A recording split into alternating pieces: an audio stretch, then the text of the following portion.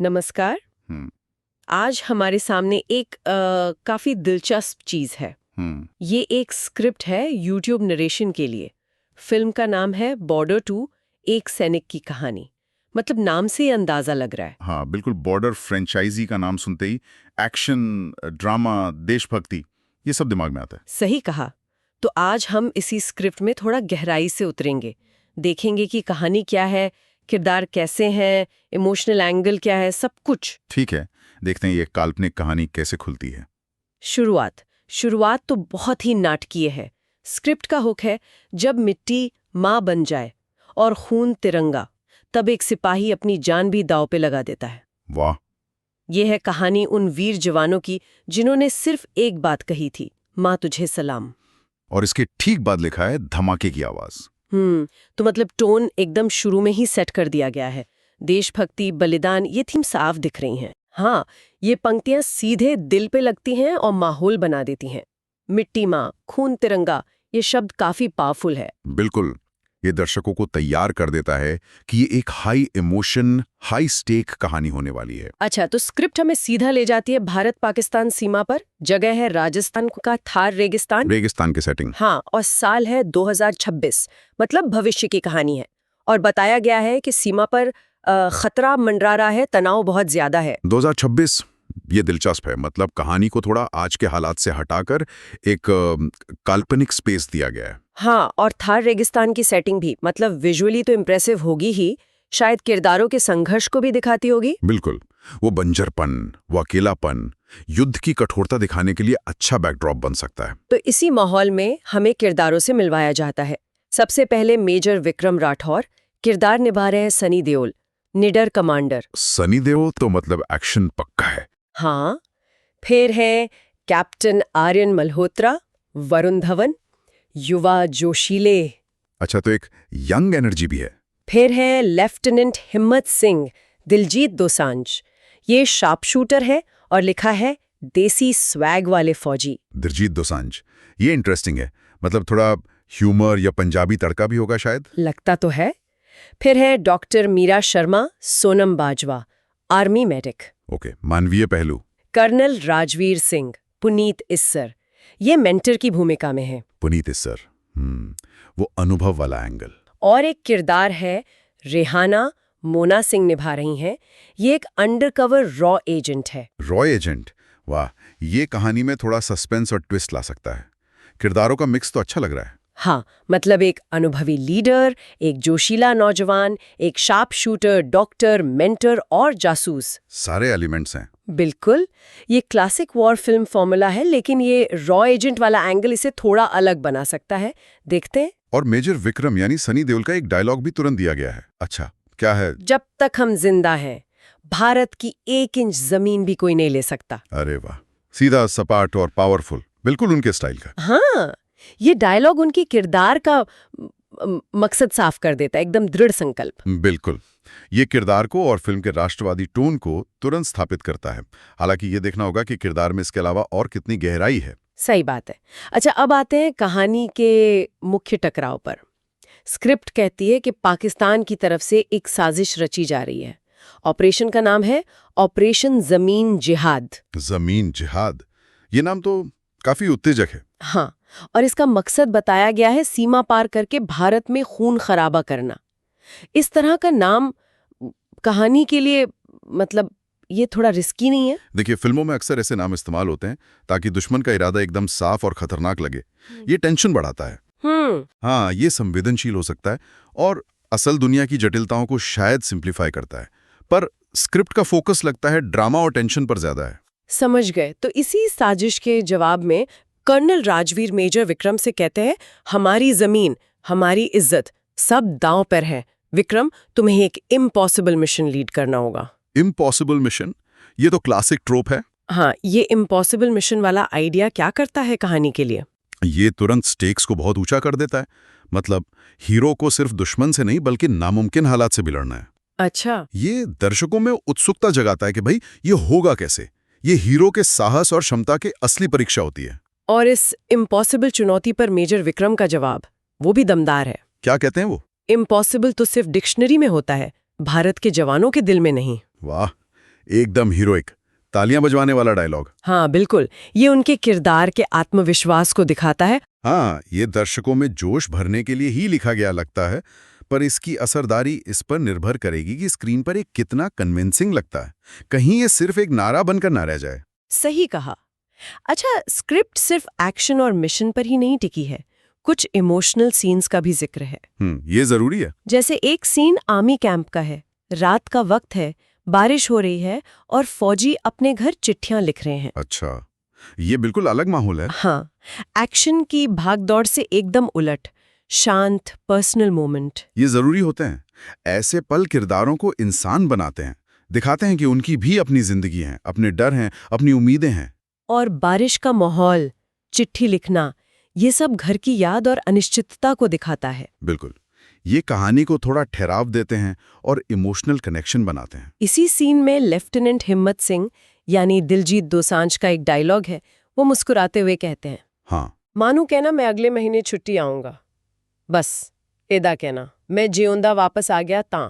ओहो, मतलब माँ को कहना मैं अगले महीने छुट्टी आऊंगा, बस इतना कहना, अगर मैं जिंदा वापस आ गया तो। हाँ, ये लाइन तो सीधी दिल में उतर जाती है, वो अगर जिंदा वापस आ गया तो वाला हिस्सा। ये बहुत पावरफुल है। एक तरफ घर जाने की आमसी इच्छा और दूसरी तरफ लड़ाई की कड़वी सच्चाई, और वो भी मुस्कुराहट के साथ कहना। हाँ, शायद अपना डर छुपाने के लिए, हौसला बनाए रखने के लिए। बिल्कुल, ये बिना किसी मेलोड्रामा के युद्ध की अनिश्चितता और फौजियों के परिवारों पर जो बीतती है उसे सामने लाता है। किरदार एकदम असली लगने लगता है। सही। अच्छा, फिर कहानी वापस एक्शन में आती है। रेगिस्तान में एक बड़े एम्बुश मतलब घात लगाकर हमले का जिक्र है। टैंक, गोलियां, धमाके, पूरा युद्ध का नजारा, एक्शन सीक्वेंस। और इस अफरा तफरी के बीच कैप्टन आर्यन मल्होत्रा यानी वरुण धवन चिल्लाते हैं, लेफ्ट फ्लैंक सिक्योर करो, ध्यान रखो, ये उनकी चाल है। अच्छा, तो मतलब वो सिर्फ जोशीले ही नहीं हैं, उनमें टैक्टिकल समझ भी है। हाँ, यही लगता है। कियोस्क के बीच में इंस्ट्रक्शन देना, दुश्मन की चाल समझना, ये दिखाता है कि वो प्रेशर में काम कर सकते हैं। शायद उनका किरदार मिशन के दौरान एक लीडर के तौर पर उभरता है। ये एक्शन में सिर्फ धमाके नहीं, स्ट्रेटेजी भी जोड़ता है। और इसी एक्शन सीक्वेंस में एक स्लो मोशन शॉट का जिक्र है। Slow motion? किसका? मेजर विक्रम का। वो एक गिरे हुए सैनिक को उठाते हैं और चिल्लाते हैं, हर जवान अमर है, आगे बढ़ो। ओह, एकदम टिपिकल हीरोइक मोमेंट। हाँ, क्या ये आज भी उतना ही काम करता है फिल्मों में? ये डिजाइन ही किया गया है दर्शकों में जोश भरने के लिए। स्लो मोशन इसे और इम्पैक्टफुल बनाता है। हर जवान अमर है जैसा नारा मोराल बूस्टिंग है। काम करता है या नहीं, ये फिल्म के ओवरऑल ट्रीटमेंट पर डिपेंड करता है। अगर अच्छे से शूट किया गया हो, इमोशन सही हो, तो आज भी असरदार हो सकता है, वरना क्लीशे लगने का खतरा तो रहता ही है। ठीक है, अब एक्शन और इमोशन के अलावा एक बड़ा ट्विस्ट भी है कहानी में। ट्विस्ट क्या? वो रॉ एजेंट रेहाना, हाँ, मोना सिंह वाला किरदार, वो असल में डबल एजेंट निकलती है। अरे ये तो बड़ा मोड़ है। हाँ, एक सीन है जहां वो फोन पर फुसफुसाती है, code black activated, India won't see this coming. Double agent तो मतलब धोखा, अंदर का दुश्मन। बिल्कुल, लेकिन स्क्रिप्ट में एक और चीज लिखी है कि उसके चेहरे पर आंसू भी हैं। आंसू? ये इंटरेस्टिंग है। मतलब वो शायद मजबूरी में कर रही है या कोई और कहानी है? हाँ, ये सवाल उठता है। ये ट्विस्ट कहानी में सस्पेंस तो लाता ही है, रेहाना के किरदार को भी कॉम्प्लेक्स बनाता है। बिल्कुल, वो सिर्फ एक विलन नहीं रहती। उसके आंसू, या तो वो कन्फ्लिक्टेड है या फिर ये भी उसकी कोई चाल हो सकती है। ये कहानी में टेंशन और बढ़ाएगा। हाँ, देखना होगा इसे कैसे डेवलप किया गया है। अब आते हैं क्लाइमैक्स पर। Final battle. हाँ, रात का समय है, भयानक युद्ध का मैदान, बिजलियां कड़क रही हैं, धमाके हो रहे हैं, माहौल एकदम चरम पर। विजुअली काफी इंटेंस होगा ये। और नरेशन इस माहौल को और गहरा करता है। एक तरफ मौत, एक तरफ माँ का प्यार, एक तरफ दुश्मन, एक तरफ तिरंगा। वाह, ये लाइनें तो सीधे कॉन्फ्लिक्ट को हाईलाइट करती हैं। जिंदगी और मौत, पर्सनल और नेशनल, खतरा और प्रतीक। हाँ, युद्ध को सिर्फ फिजिकल नहीं, इमोशनल और सिंबॉलिक लेवल पर भी दिखाया गया है। रात का समय, तूफान, ये सब टेंशन और डर को बढ़ाता है। परफेक्ट सेटिंग है फाइनल शोडाउन के लिए। और इसी क्लाइमैक्स में वो सीन आता है जो शायद फिल्म का सबसे आइकॉनिक सीन बनाने की कोशिश है। कौन सा? भारी गोलीबारी के बीच मेजर विक्रम भारतीय झंडा उठाते हैं। झंडा?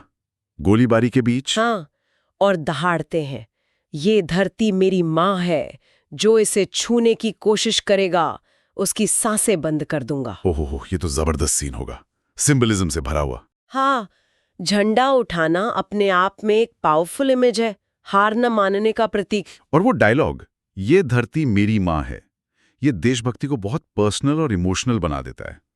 ये मेजर विक्रम के किरदार का पीक मोमेंट हो सकता है। लगता तो यही है। ये विजुअली और इमोशनली दोनों तरह से बहुत स्ट्रांग होने की पोटेंशियल रखता है। बिल्कुल, शायद फिल्म का सबसे यादगार सीन। क्लाइमैक्स में और भी बलिदान है। कैप्टन आर्यन, हाँ, वरुण धवन वाला किरदार। वो अपनी टीम को बचाने के लिए एक ग्रेनेड पर कूद जाते हैं। आत्म बलिदान, ये भी हीरोइज्म का एक बड़ा रूप है। हाँ, ये उनके किरदार के सफर को पूरा करता है शायद, जोशीले नौजवान से निस्वार्थ हीरो तक। और लेफ्टिनेंट हिम्मत सिंह, वो कवर फायर देते हुए लड़ते रहते हैं, मतलब अंत तक डटे रहना, ड्यूटी निभाना। हाँ, तो ये दोनों एक्शन क्लाइमैक्स को सिर्फ एक्शन नहीं रहने देते, उसमें इमोशनल वेट भी डालते हैं। सही बात है, ये दिखाते हैं कि जीत की कीमत होती है और बहादुरी कई तरह की होती है। युद्ध खत्म होता है, सुबह होती है, सैनिक थके हुए हैं पर जीत चुके हैं, तिरंगे को सलाम करते हैं। एक शांति का पल जीत के बाद। और अंत में नरेशन फिर से आता है, बहुत भावुक होकर, उन्होंने खून दिया, हमने जिंदगी पाई, उन्होंने मिट्टी के लिए जान दी, हमने सिर्फ मिट्टी पे चलना सीखा। बहुत गहरी बात है। ये कहानी है उन वीर जवानों की जिन्होंने भारत माता की जय कहकर अमर हो गए। अमर हो गए। ये अंत क्या मैसेज देने की कोशिश कर रहा है? मुझे लगता है ये सैनिकों के बलिदान को सबसे ऊपर रखता है, उसे ग्लोरीफाई करता है। हाँ बिल्कुल, खून दिया, जिंदगी पाई, मिट्टी के लिए जान दी, ये लाइनें दर्शकों में कृतज्ञता जगाने के लिए हैं। और अमर हो गए कहना उनके सैक्रिफाइस को एक परमानेंट लेगेसी देता है। बिल्कुल, ये एक सीधा इमोशनल और देशभक्ति से भरा अंत है। कहानी का जो मुख्य संदेश है, वीरता, बलिदान, राष्ट्र प्रेम, उसे ये पुख्ता करता है। दर्शकों को एक भारी दिल लेकिन गर्व की भावना के साथ छोड़ने का इरादा है। तो कुल मिलाकर इस स्क्रिप्ट को देखने के बाद बॉर्डर 2.1 एक सैनिक की कहानी की एक तस्वीर बनती है। हाँ, क्या तस्वीर बनती है? एक हाई ऑक्टेन एक्शन फिल्म जिसमें सनी देओल के लिए एक दमदार रोल है, एक्शन तो हो गई, युवा किरदारों के लिए हीरो बनने के मौके हैं, एक डबल एजेंट का सस्पेंस है, इमोशनल पल है और देशभक्ति का रंग तो बहुत ही गाढ़ा है। हाँ, मतलब सारे मसाले हैं जो इस तरह की फिल्मों में चलते हैं। पूरी कहानी सैनिकों की बहादुरी, उनके बलिदान और उस इम्पॉसिबल मिशन को पूरा करने पर ही टिकी है। हाँ, मतलब ये स्क्रिप्ट साफ तौर पर युद्ध और देशभक्ति फिल्मों के जो हिट फॉर्मूले हैं उन्हीं पर बनी है। नायक, खलनायक, मिशन, एक्शन, इमोशन, राष्ट्रवाद, सब कुछ है। किरदारों के आर्क, डायलॉग, सीन सब उसी दिशा में जाते दिख रहे हैं। मकसद शायद यही है कि एक ऐसी फिल्म बने जो दर्शकों को इमोशनली जोड़े, उनमें गर्व भरे और सैनिकों के लिए सम्मान पैदा करे। सही। ये जाने पहचाने एलिमेंट्स का इस्तेमाल करके एक पावरफुल इम्पैक्ट बनाने की कोशिश है। बिल्कुल। और अब जब हमने स्क्रिप्ट को थोड़ा खंगाल लिया है तो एक सवाल जहन में आता है। क्या सवाल? कि ये स्क्रिप्ट जिस तरह से कहानी और किरदारों को दिखाती है, क्या वो युद्ध की जो असलियत है, जो उसकी कॉम्प्लेक्सिटी है, मतलब मानवीय पहलू, मनोवैज्ञानिक कसर, हाँ, क्या उसे भी छू पाती है, या फिर इसका फोकस सिर्फ वीरता, राष्ट्रवाद और बलिदान को ग्लोरीफाई करने पर ही रहता है? ये एक बहुत जरूरी सवाल है। अक्सर ऐसी फिल्में यथार्थवाद और सिनेमैटिक ड्रामा के बीच एक महीन रेखा पर चलती हैं। सही कहा। तो ये सोचना दिलचस्प है कि ये स्क्रिप्ट कहाँ खड़ी है और ये युद्ध और सैनिकों के बारे में हमारी समझ पर कैसा असर डाल सकती है। बिल्कुल, ये एक विचार है जिस पर दर्शक फिल्म देखते समय या स्क्रिप्ट के बारे में सोचते हुए गौर कर सकते हैं।